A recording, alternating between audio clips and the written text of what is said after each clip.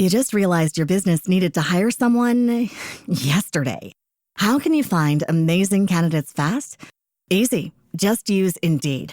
Stop struggling to get your job post seen on other job sites.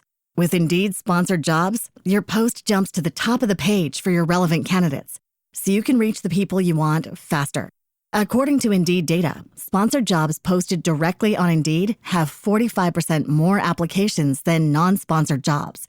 Don't wait any longer. Speed up your hiring right now with Indeed. And listeners of this show will get a $75 sponsored job credit to get your jobs more visibility at Indeed.com/ARTS. Just go to Indeed.com/ARTS right now and support our show by saying you heard about Indeed on this podcast. Terms and conditions apply. Hiring? Indeed is all you need.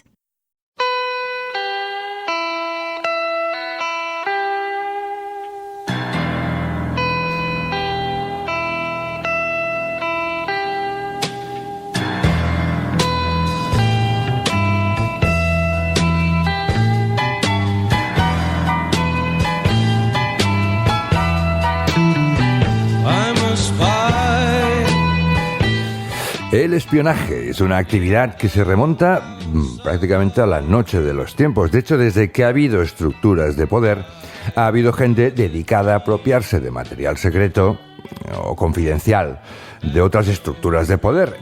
Hay un dato muy curioso. El famoso Sun Tzu, en el arte de la guerra del siglo VI a.C., hablaba de la conveniencia del uso de espías.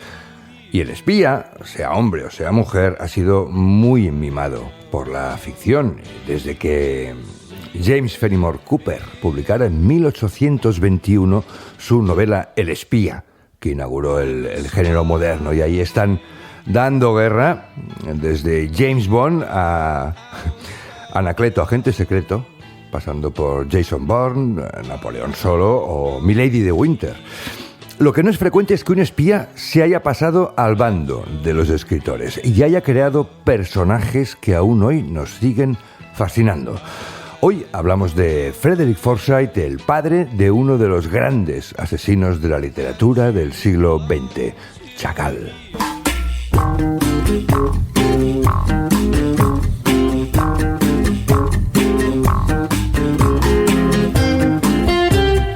Pues nada, bienvenidos al programa número 30 ya, en pleno verano. El Brújula Podcast sigue aquí, como siempre, desde este salón barcelonés de la Asociación Colegial de Escritores de Cataluña, la ACEC. Y como sabéis muchos, el inglés Frederick Forsyth murió el pasado 9 de junio. Había nacido en 1938, un poquito antes de la Segunda Guerra Mundial.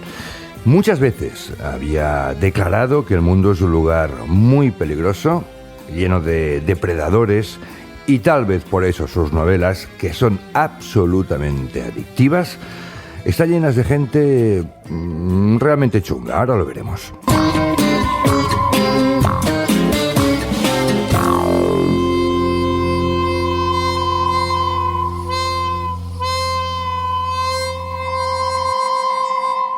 No somos terroristas, somos patriotas. Estamos en deuda con los soldados que murieron luchando en Argelia y con los 3 millones de ciudadanos franceses que viven allí. ¿Quieren deshacerse de él?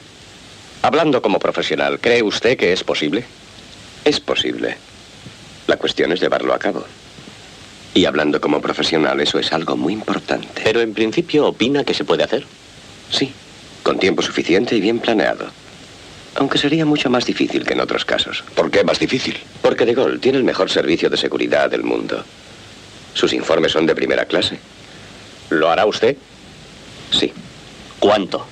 Deben comprender que este es un trabajo muy especial. Quien lo haga no podrá volver a actuar. ¿Cuánto pide? $500,000. ¿Qué? En efectivo, la mitad por anticipado y el resto al terminar. $500,000 de francos. De dólares. Está loco. Considerando que esperan conquistar Francia a cambio, creo que el precio es razonable. Si no pueden pagarlo, no tenemos nada más que hablar. Aceptamos. ¿Qué seudónimo usará? ¿Por qué no, Chacal? ¿Por qué no?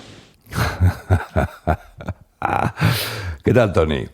Pues fantástico, aquí hablando del maestro Forsyth. Qué bueno, qué peli tan chula. Hubo una segunda versión, esta es la primera versión, hubo una segunda versión en que Chacal estaba interpretado por Bruce Willis. Sí, creo que un poquito más olvidable.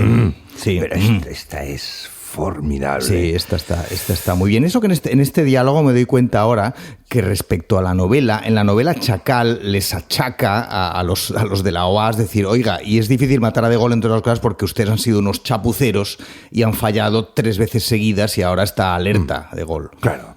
Vamos a recordar, para quien no lo haya leído, igual para quien no conozca Forsyth, Chacal es probablemente, ahora hablaremos, Tony, ¿no? el libro más leído de Forsyth, tal vez el más famoso. No sé, junto con Odessa igual, bueno. Sí, todos, claro, efectivamente, Odessa, Los perros de la guerra, son grandes libros, pero Chacal, que además fue el primero, es un libro arrebatador. He encontrado, que me ha causado un asombro enorme, que Chacal era un libro que le gustaba mucho a Gabriel García Márquez. ¿En serio?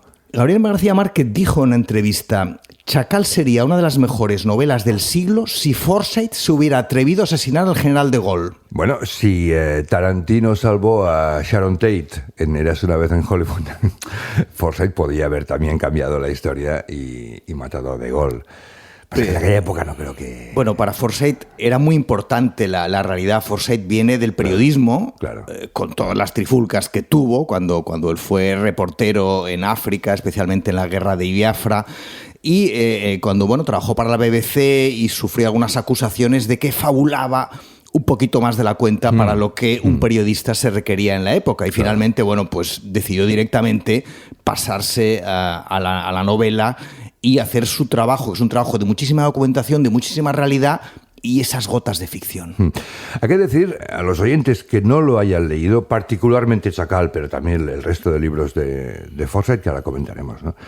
Que es un libro, unas 300 páginas, absolutamente adictivo, pese a que sabes el final, que es que De Gaulle no va a morir. Vamos a recordar que una organización francesa, contrata a Chacal, que es un asesino a sueldo, para matar a De Gaulle. Y es todo el proceso de preparación del asesinato tan meticuloso.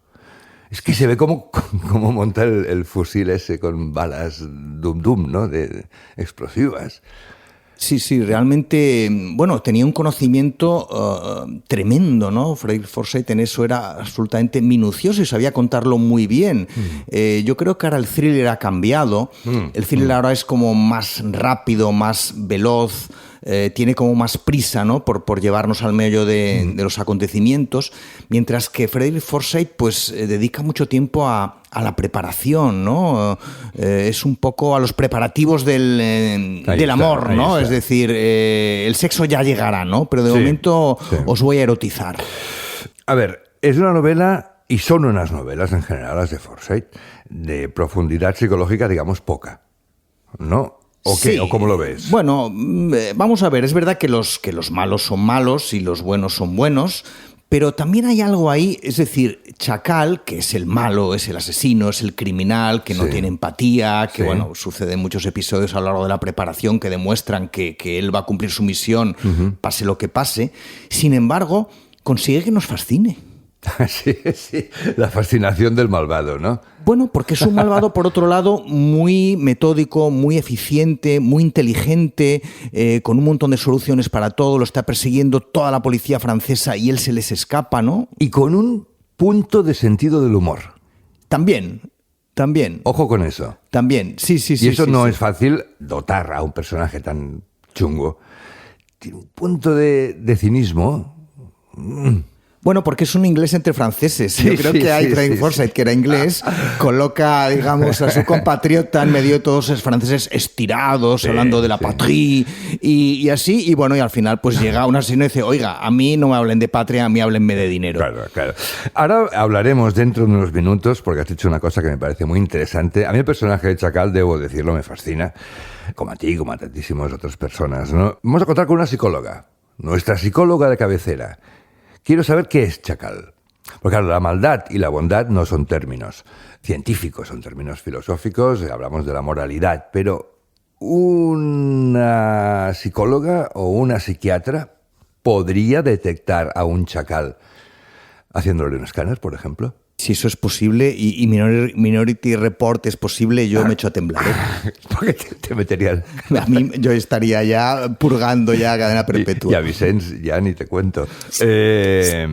Chacal, ¿es verdad, Toni, por alguna parte, o me lo dijiste tú, lo he leído, tú empezaste a meterte en la literatura más o menos gracias a Forsyth? Totalmente. ¿En serio? No, en serio. Además, yo tengo entre mis manías, yo llevo anotados todos los libros que he leído en mi vida desde muy jovencito y veo en la... ¿Anotas todos los libros que lees, Toni? Todos. Además, lo empecé muy joven eso, y entonces tengo los de los Hollister, los 7 secretos, los 5, los 3 investigadores.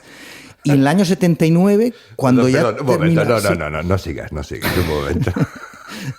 ¿Dónde demonios anotas los libros que lees? ¿En una libreta? Bueno, además, si te digo la libreta que tengo, es una libreta que me hice yo mismo. Yo iba a un colegio público, que cuando había elecciones, allí se organizaban las elecciones. Entonces, cuando llegábamos el lunes, había un montón de papeletas sobrantes. Entonces, yo me llevaba papeletas a casa y me hacía libretas, grapándolas.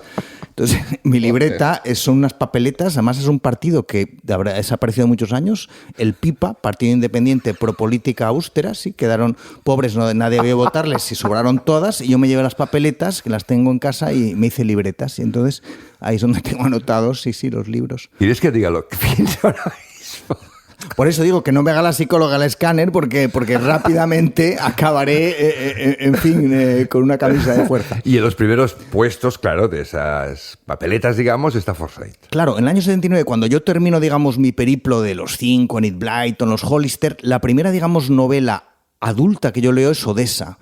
Y me abre el mundo, es decir, yo de repente digo, wow, el mundo es enorme y muy complicado y peligroso. Eso es. Y me asusto, pero me fascino y sigo leyendo a Forsyth. Y sigo leyendo y ya no he parado. Así fue. Qué bueno. Ya que has mencionado a Odessa también es uno de los grandes libros. Por cierto, debo decir a los oyentes, claro, esto no se ve, pero Toni Turbe ha traído todos esos libros de los años 70. Uh-huh. La mayoría son de plaza. Muy antiguos, muy bregados, muy leídos, pero que huelen a papel, que es una maravilla. Ostras, qué colección. Vale, haremos alguna foto. Odessa, otra de las grandes novelas de Forsyth. Aquí hemos seleccionado, vamos a ilustrar este comentario con un fragmento corto del inicio de la película de Odessa, que creo que también es el inicio del libro. La peli está dirigido por un director no muy conocido que se llama Ronald Nim, que es el que dirigió La aventura de Poseidón, ¿te acuerdas? Uh-huh. El barco que... Muy entretenida, sí. El compositor es buenísimo, es Andrew Lloyd Webber, el de Jesucristo Superstar y Evita y Cats, todo esto, ¿no? Y aquí vamos a oír un poquito de un villancico con el que empieza la película, y es muy chulo porque vemos que un periodista, que es Peter Miller, que es John Boyd, qué bien lo hacía, circula en coche por Hamburgo en plena Navidad y sabemos que está a punto de encontrar, y aquí es el tema, la pista de un comandante nazi que se llamaba el Carnicero de Riga, un tío muy chungo, ¿no? Y vemos ese coche con la alegría del villancico y sin embargo está a punto de encontrarse con la maldad personificada.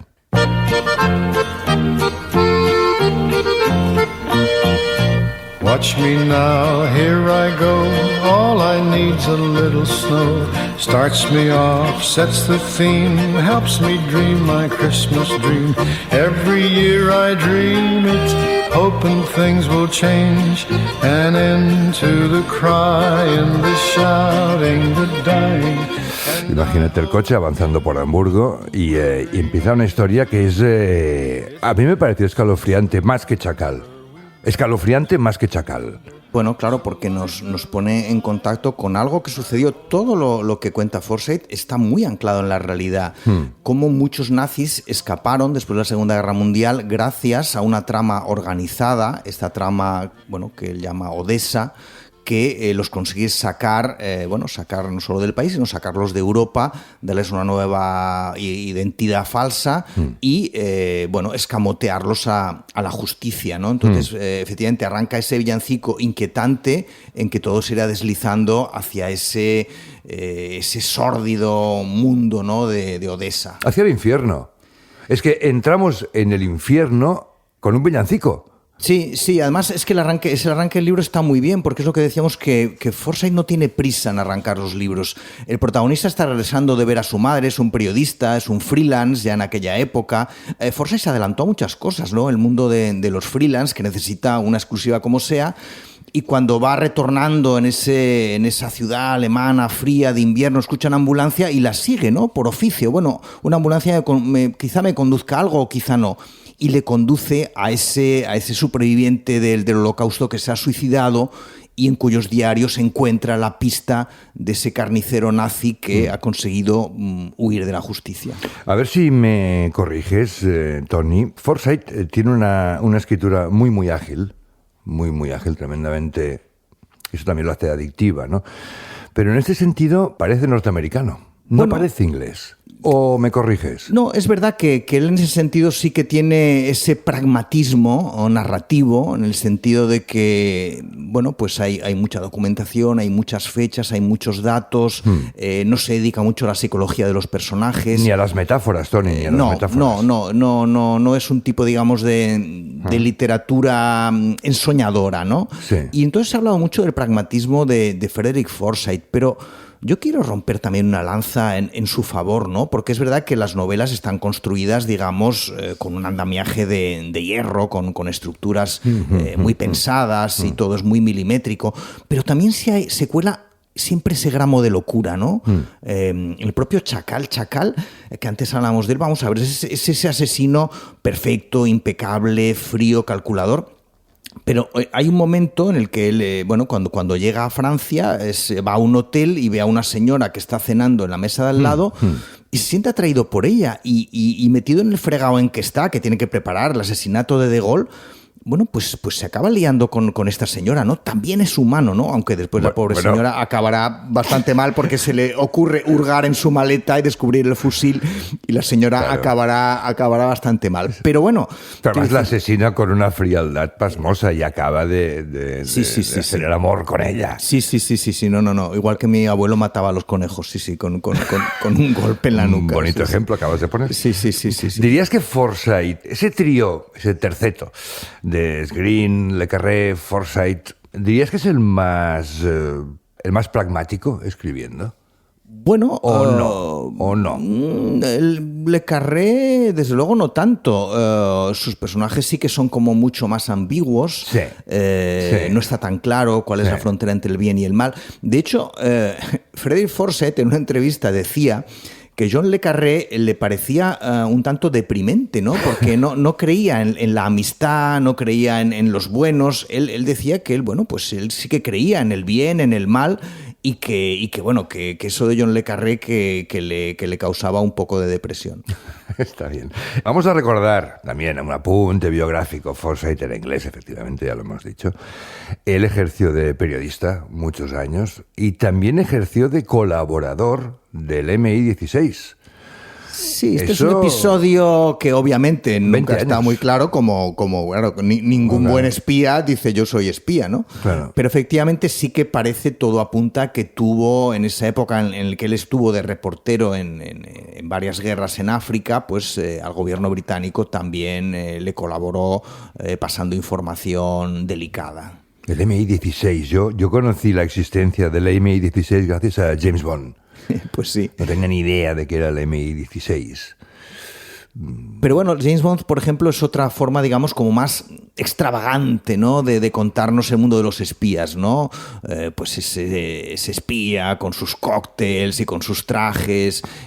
Tan guapo. Guapo. ¿Por qué? No se puede ser tan guapo. Claro, ya es un poco como a veces un poquito... no muy verosímil. En cambio, los personajes de Frederick Forsyth son realmente, te inquietan porque crees que los vas a cruzar en la esquina de tu barrio, ¿no? Claro, el doctor no da miedo.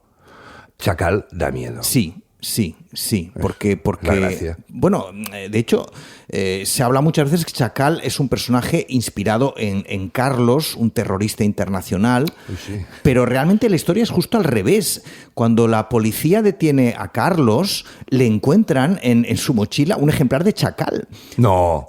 Sí, esto está documentado. La policía encuentra un ejemplar de Chacal y a partir de entonces se le empieza a llamar a Carlos, este terrorista internacional, Chacal. ¿En serio? Yo creo que Chacal inspiró a... ¿Y por qué yo no sabía eso? Carlos. Bueno, pues porque no has leído la Wikipedia de Carlos. Que se llamaba Iliak, bueno, tenía un nombre así, trabajó para los rusos. Y llevaba para el libro, KGB. un ejemplar del libro de ejemplar, Chacal. Sí, lo dice la Wikipedia. Qué bueno. Tenemos ya casi a punto a Alba Vilaplana, nuestra psicóloga, porque es que de verdad que me interesa muchísimo. Pero antes, vamos a otro libro de Forsyth. Claro, nos metemos en el tema Guerra Fría. Unión Soviética, Estados Unidos, el Cuarto Protocolo, ¿te acuerdas? Sí. No sé si estos libros tan metidos en la Unión Soviética pasan más de moda. No. A ver, en parte sí, porque bueno, la Unión Soviética pues es un país que ya no existe, ¿no? Lo que pasa es que hay algunas cosas que realmente son tan tremendamente incluso proyectivas al futuro, ¿no? Por ejemplo, estoy pensando, otro libro que habla de la Unión Soviética es La Alternativa del Diablo, que nos habla de una hambruna que hay en la Unión Soviética, y entonces en el Politburó, ¿no?, en el Partido Comunista, se plantean invadir Europa. Y uno de los que les planta, bueno, les mete un lío monumental es un rebelde ucraniano, ¿no? Entonces dices, joder, estamos en el año 79 hablando de cosas que nos suenan tremendamente actuales, ¿no? Entonces, bueno, cierto. Cuidado. ¿Sabes que los chavales de ahora, esto sí que es una encuesta, no tienen ni idea de lo que es la Unión Soviética, ¿eh? Ni idea. Para ellos es como el Imperio Romano, pues es la historia remota, sí. Sí, remotísima, vamos. O sea, pero es que ni idea de verdad, lo digo porque lo he comprobado. Sí.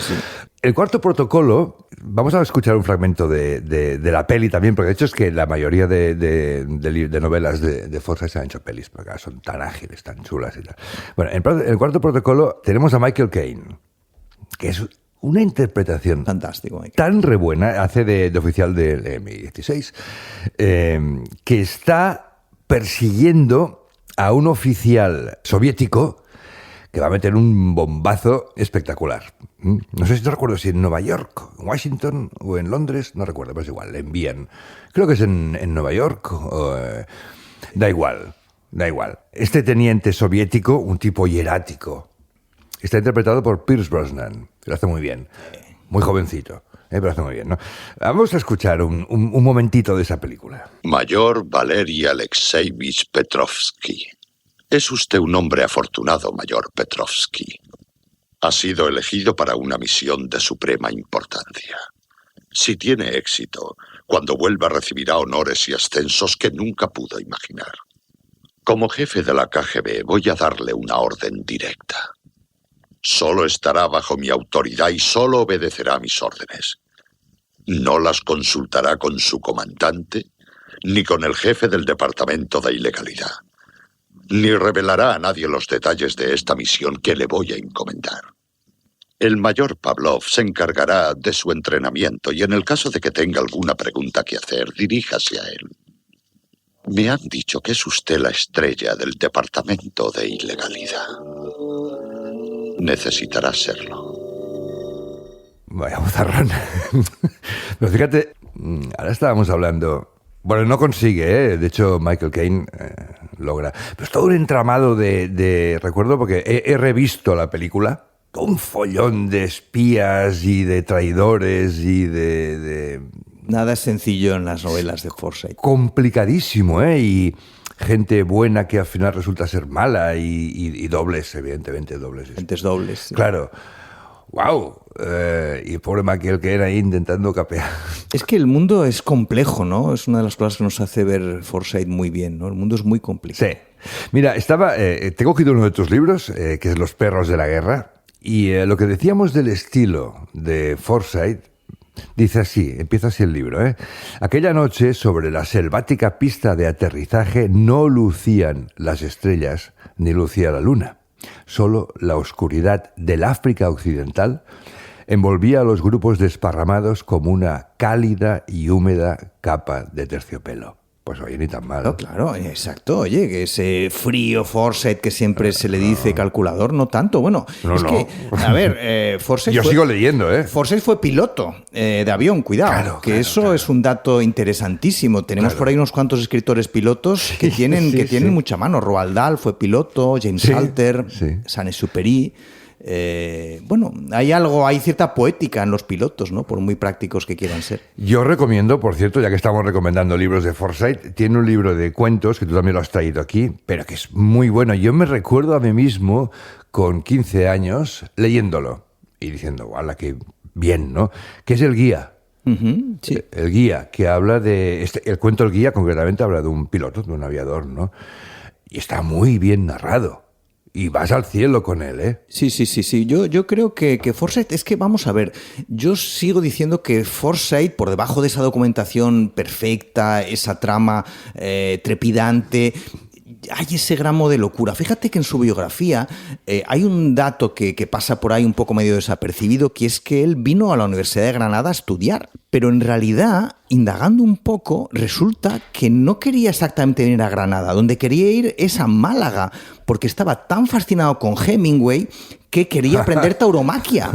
O sea, imagínate, Frederick Forsyth, ¿no? El gran espía inglés y tal, quería ser torero, ¿no? Hasta que, bueno, vino su padre de Inglaterra, lo cogió de las orejas y le digo, venga niño, ¿no? Su padre era empresario de la peletería, pero hombre, se escapó, estuvo en Tánger. Es decir, que tuvo una juventud mucho más chisposa de lo que... Esos ingleses que no son, es decir, son lo contrario de lo que parecen, ¿no? Sí, exacto, ¿no? Luego sí que Forsyth pues ha sido un señor pues más conservador, del Partido Conservador Británico, se compró una granja, tenía 300 ovejas, él decía que solamente escribía por dinero, que escribía una novela cada 3 años, que es lo que le duraba el dinero, pero no nos lo creemos del todo.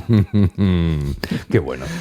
Pues ha llegado el momento de hacerle un escáner al mismísimo Chacal. Alba Vilaplana, bienvenida. Buenos días, Carlos. Alba, eres la psicóloga de cabecera, porque ya te tuvimos aquí con el tema de las manías de los escritores, que al final... Un placer siempre. Al final quedó claro que no eran manías, o sea que la manía va por otro lado, ¿no? Bueno, vamos a recordar a los oyentes, Alba Vilaplana, psicóloga clínica, doctora en psicología y muchas más cosas. ¿Entramos en faena directamente? Venga. ¿Existe el mal en psicología o eso es un concepto moral o filosófico que no tiene nada que ver con vosotros? Sería más moral y filosófico. Para nosotros sería una dimensión más dentro de otro tipo de clasificaciones de las conductas humanas. O sea, tú no puedes decir de un paciente, este paciente es malo. No lo diría con ese término, no. Entonces, un personaje como Chacal, un asesino a sueldo, le importa 3 pepinos todo, lo que no sea cumplir su trabajo, que es asesinar. Esto, en términos psicológicos, ¿qué sería?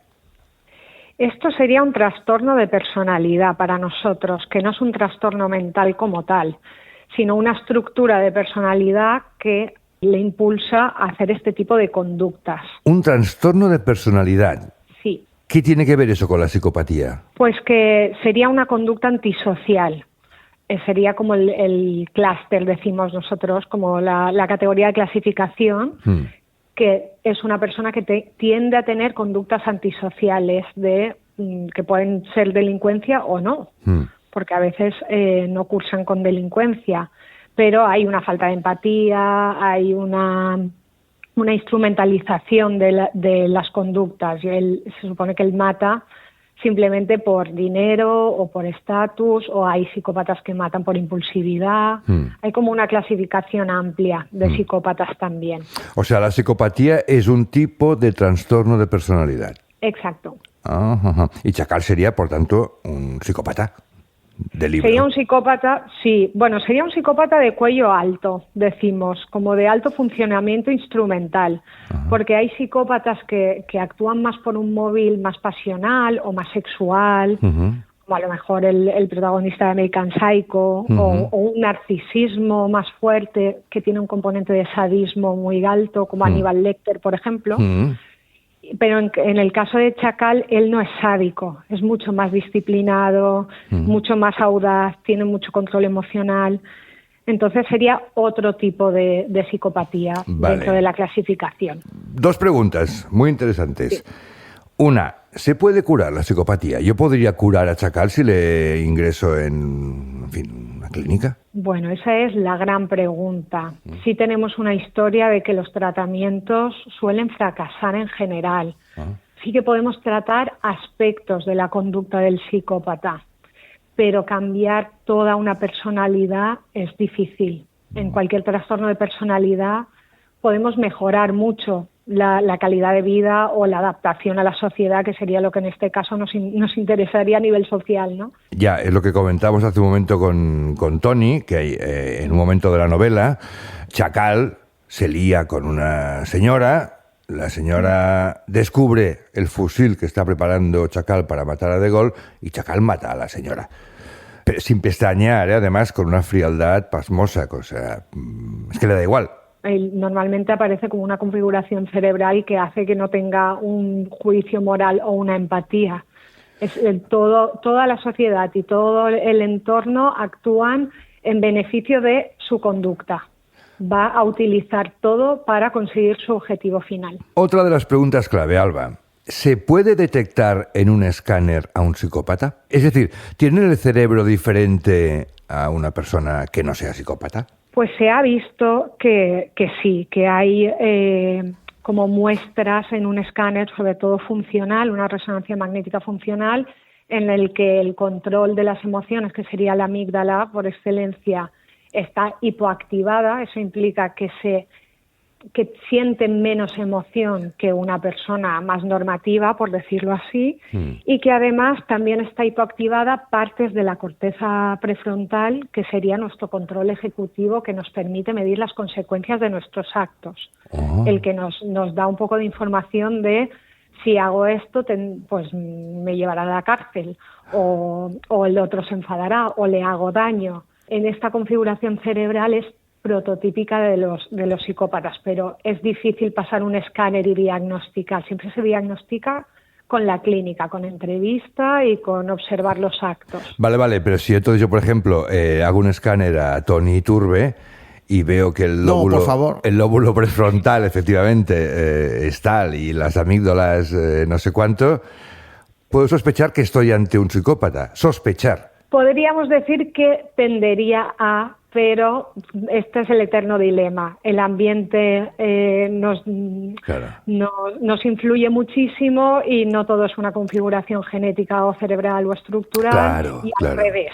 ¿No? A veces tenemos una configuración genética pero no la expresamos y no somos delincuentes. Y gente que no la tiene puede delinquir o tener una conducta antisocial. Claro. Y después incluso sentir culpa, pero la conducta puede ser la misma. En definitiva, Chacal tendría a priori un cerebro diferente al del resto de la gente normal. Probablemente veríamos este tipo de configuración. Probablemente. Bueno, pues yo con esto, ¿alguna pregunta, Tony? No, yo creo que... No, me he quedado, medio tranquilo, intranquilo, porque yo pensaba, claro, si se puede detectar a través de un escáner quién es un psicópata, iríamos a ese relato de Philip K. Dick, la película Minority Report, donde la policía detiene a los delincuentes antes de cometer el delito porque los van a cometer. Claro, si sabes, si es un psicópata, pues dices, bueno, pues detengámoslo ya, ¿no? Pero bueno, si dice la doctora que el ambiente puede llegar a serlo, a no serlo, bueno, pues seguimos un poco en la incógnita. ¿Correcto? ¿Sí, Alba? Sí, exactamente. Sí, vale. No podemos determinarlo tan fácil, ojalá. Ya llegará, quiero decir...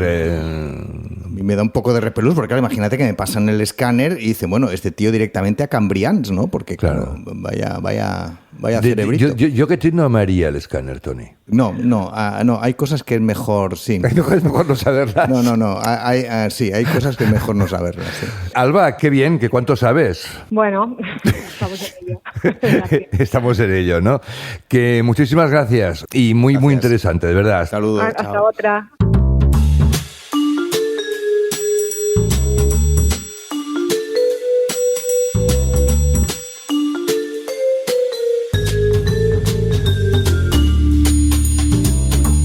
Qué interesante. Y es que esas cosas, Tony, cuando se dice, no, todavía no es posible, tranquilo, ya llegará.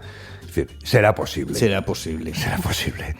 Pero bueno, la conversación con Alba me ha recordado, es que Chacal, de verdad, que yo quiero insistir una vez más, me parece un personajazo del siglo XX extraordinariamente moderno. Y la prueba es que se ha estrenado en el canal o en la plataforma Sky Showtime una serie, se estrenó hace unos meses, que se llama Chacal, justamente, que es una versión, una serie de 10 episodios, una versión actualizada, digamos, del Chacal de Forsyth. Y Chacal en esta serie tiene una esposa, una mujer española que está interpretada por Úrsula Corberó. Bueno. En fin, habrá que verlo. Yo no la he visto, así que no puedo comentarla, ¿no? La gracia del Chacal es que es completamente solitario. Claro, esto de convertirlo el Chacal en los Roper, yo no sé cómo será la cosa. No, pero bueno, da igual, que el personaje sigue atrayendo a... Totalmente. Pero bueno, es que mira, leyendo cosas, detuvieron hace unos años, estuvo en una trama, se explica aquí en la revista, un parlamentario neozelandés que se hizo un pasaporte falso tomando las técnicas que se explicaban en Chacal. Lo explicó a la policía. Qué bueno, tío. Utilizando una partida de nacimiento, pues consiguió un pasaporte falso. Esta revista a la que te refieres es Keller. Sí, hicimos cuando tú eras, este reportaje. Tú eres el director de Keller. Yo era, el director de Keller en aquella época y le dedicamos una portada a Forsyth que para una revista literaria podía verse como una especie de heterodoxia, como anatema, porque Forsyth no está, digamos, jamás estuvo en las quinielas del Nobel, obviamente, ¿no? Porque no jugaba en esa liga, ¿no? Jugaba en la liga de la política ficción, del entretenimiento.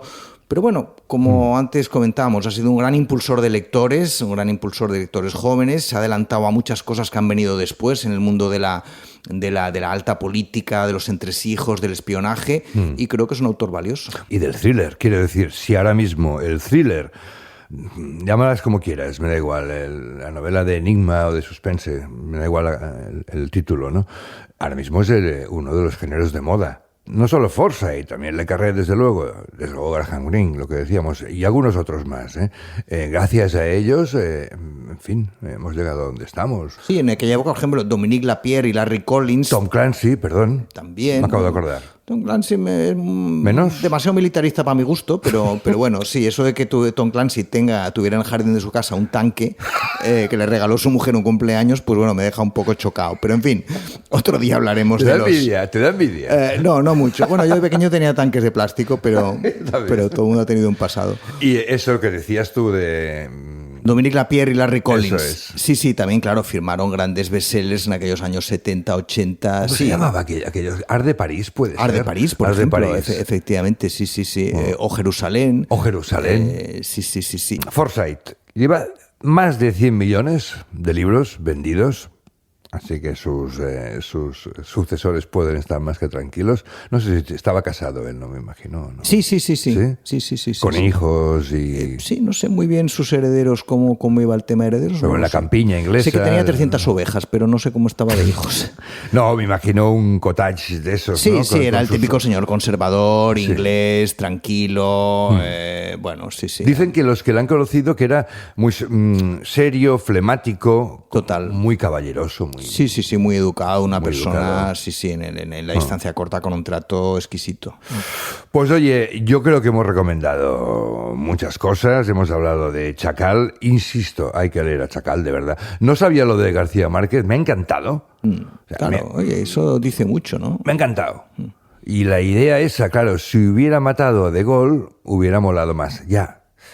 Pero... Claro, violas la norma esa de que las historias de política ficción no deben transgredir la realidad. Quiero decir, si De Gaulle no murió asesinado, no murió asesinado. Claro, pero entonces nunca eres García Márquez.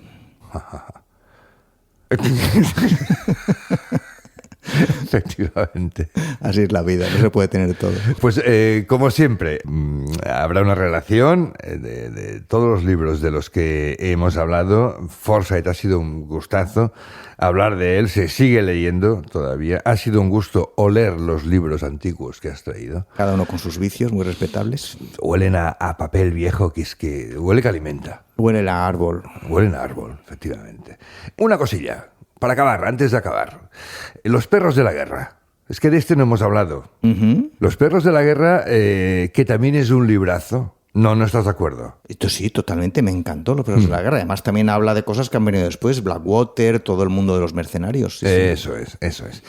Y se ha comentado, efectivamente, que el nombre, tú lo sabrás mucho mejor que yo, porque eres mucho más culto que yo. Los Perros de la Guerra es un título sacado de Shakespeare. De la obra de Julio César. Julio César. Entonces yo, que por lo visto no tenía nada que hacer, dije, vamos a ver dónde está, cómo pillo yo ese fragmento en que se habla de los perros de la guerra. Y lo he encontrado, Tony. Un gran rastreador. Feliz. Como un perro, soy igual que un perdiguero. Es un apache. Total, que encontré la peli, El asesinato de Julio César. Marco Antonio está interpretado por Charlton Heston, un peplum de aquellos años 60 o 70, por ahí. Y encontré la frase en que Charlton Heston, la que dice Charlton Heston cuando encuentra el cadáver asesinado de Julio César, que era su amigo, y pronostica la guerra civil en Roma. Y de ahí sacó Forsyth el título de Los Perros de la Guerra. Vamos a oírlo, que es bonito. Sobre tus heridas frescas todavía yo profetizo que caerá una maldición sobre los huesos del hombre. Discordias intestinas y los furores de la guerra civil devastarán a Italia entera. Sangre y destrucción serán tan comunes y las escenas de muerte tan familiares que las madres sonreirán cuando sus hijos sean descuartizados por las manos de la guerra. Y el espíritu de César, hambriento de venganza, con odio por esta parte que arderá como un infierno, vendrá a estos confines para gritar con voz de monarca destrucción y dejará sueltos a los perros de la guerra.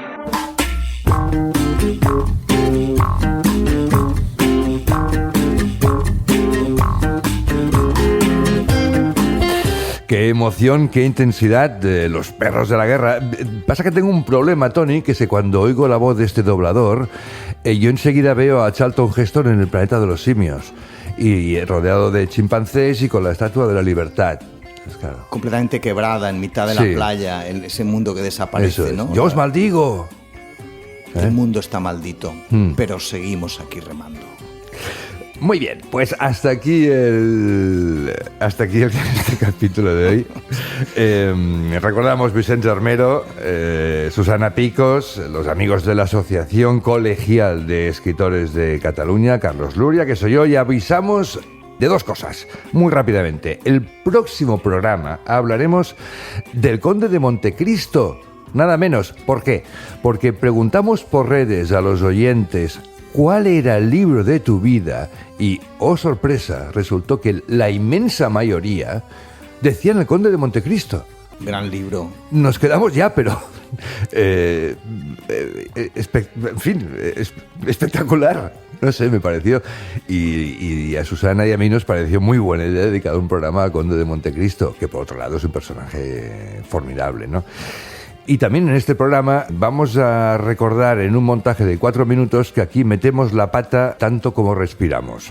Será lo que se llaman tomas falsas. Será el último programa de la temporada. Gracias, no pasemos mucho calor y que tengamos todos muy, muy, muy buenos libros. Gracias, Tony. Un placer.